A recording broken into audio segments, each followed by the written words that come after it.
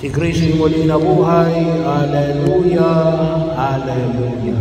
Salamat sa Diyos. Hallelujah, hallelujah.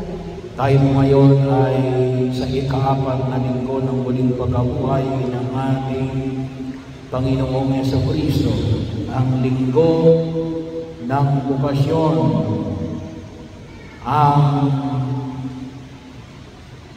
linggo ng mabuting pastor. So patuloy na inaanyaan tayo ng punong kapal. Dalawang punto sa nais natin pagnilay-nilayan para po sa araw na ito. Una ay sino ang ating pastor? Kanino ba tayo nakikinig? Sino yung pinakikinggan natin? Sana yung ating pastor ay isang mabuting pastor, hindi isang pastor na bayaran o upahan lamang, ngunit isang mabuting pastor. Kaya bahagi yun na makita natin na mahalagang makilala natin yung ating pinakikinggan. Makilala natin ang tunay na makilatis natin. Baka mamaya hindi natin alam ay kung tayo nakikinig. And then, tsaka natin malalaman na hindi pala ito mabuting pastor. But it is already too late. Well, pwede naman natin sabihin na church into experience. Pwede rin naman, kaya lang hindi pwede always church into experience. Bahagi yun. At ang pagkilala natin kay Jesus bilang mabuting pastor ay inaaniyahan din tayo natin kung tayo ay pinapastoran ni Jesus. Dapat kinikilala din natin ang mga pinakikinggan natin.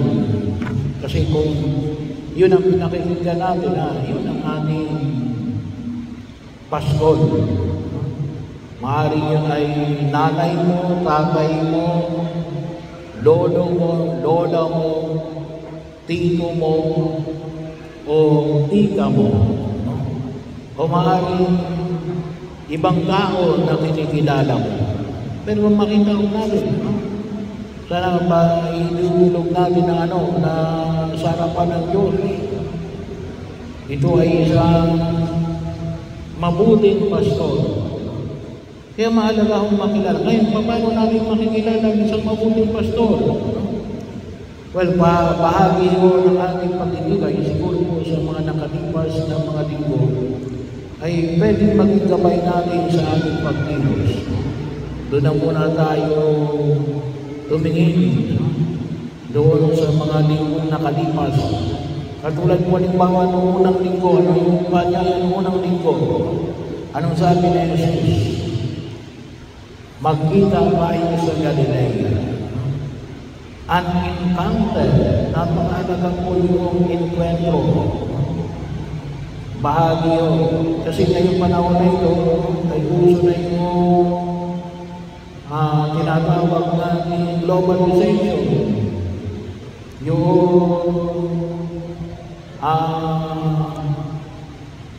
paglago ng teknolohiya, lalong-lalo na ng internet. Pero sana ay yung taong magiging basihan ng ating pagkilos sa pang-araw-araw nating pamumuhay ay nakakainkwentro natin. Nakausap man lang natin, naging kahalubilo man lamang natin. Hindi lamang kung tawagin mo natin virtual.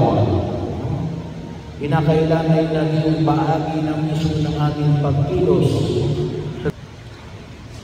Kung tawagin mo natin ay physical. Pero yun, una. Pangalawa, bahagi mo ng pakinilay na pinamanig doon yung ikaliwang linggo ay alin? Ay yung paanyaya na yung ikalawang linggo ay alin?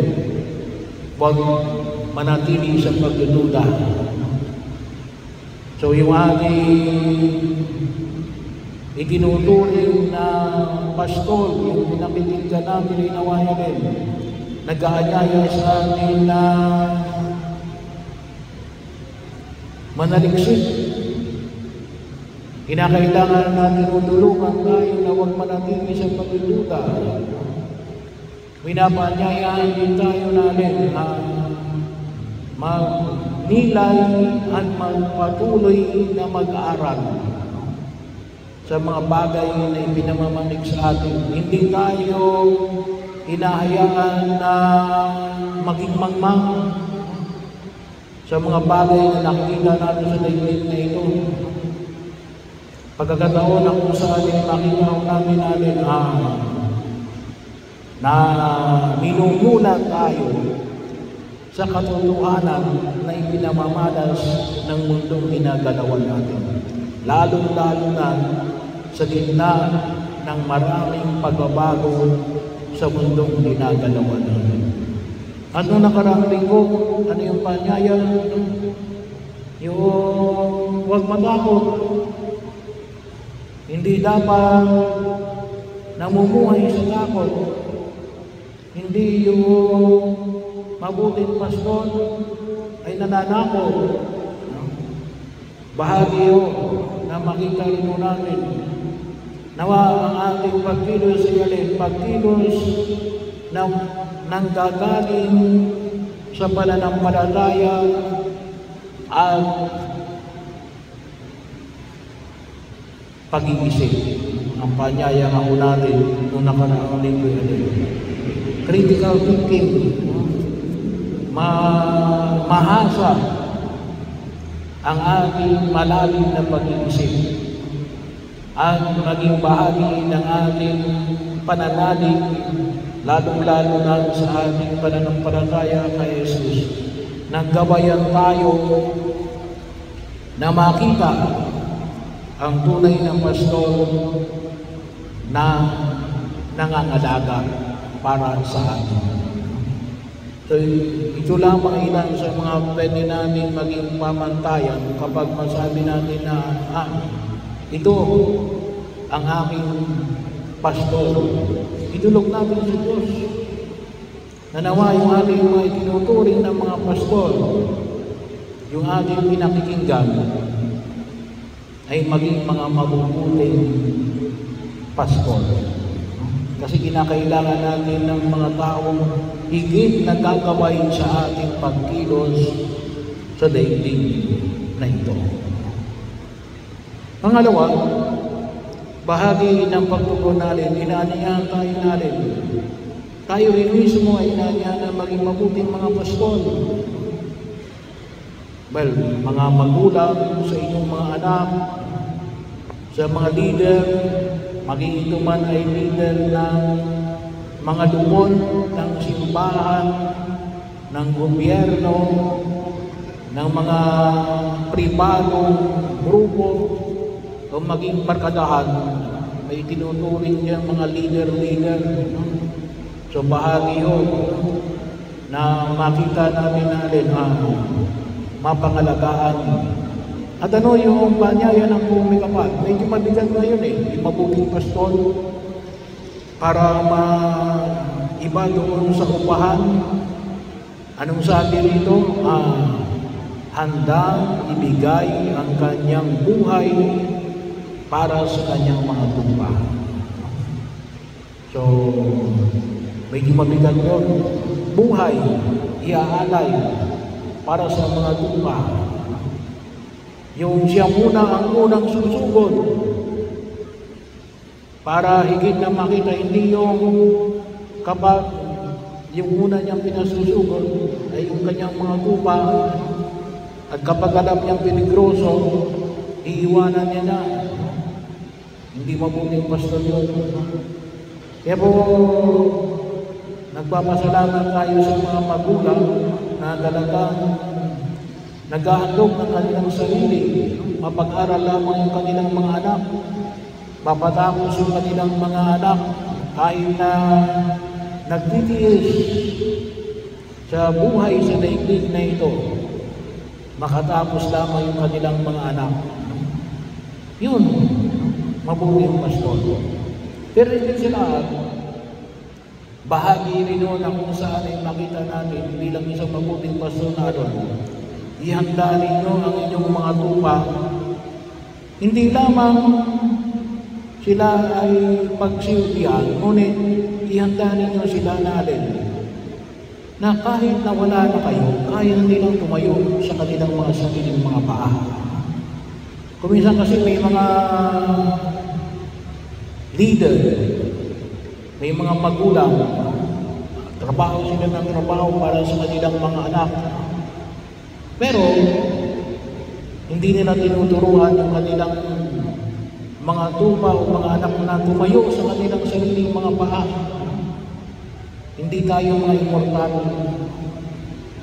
Hindi tayo palagi naroon para sila yung kapag may problema, tayo ang maging tagasalib. Hindi.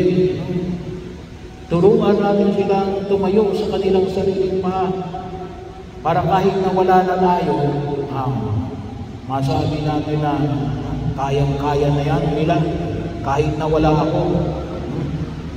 Sabagat ang tunay na pastor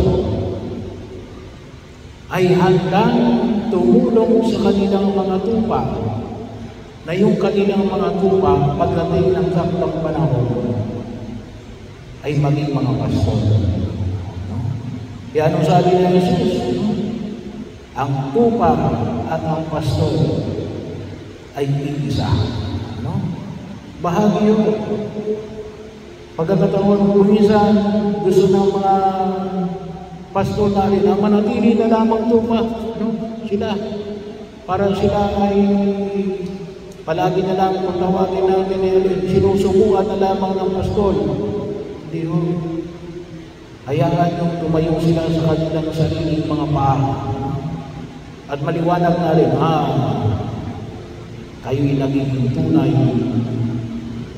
na mga mabubuting mga pastor. Bakit?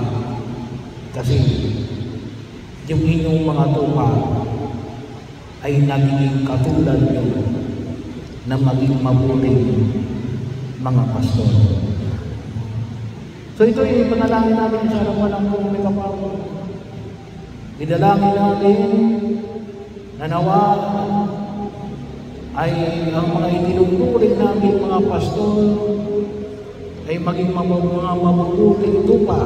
Tulungan tayo na makakita ng mga mabubuting mga pastor. At tayo ginawa ay tunay na maging mabuting pastor na handang gumabay sa kanya-kanyang mga tupa na ipinagkaloob ng Diyos upang sa ganon ay sila rin ay magiging mabubuting mga pastor sa hinaharap.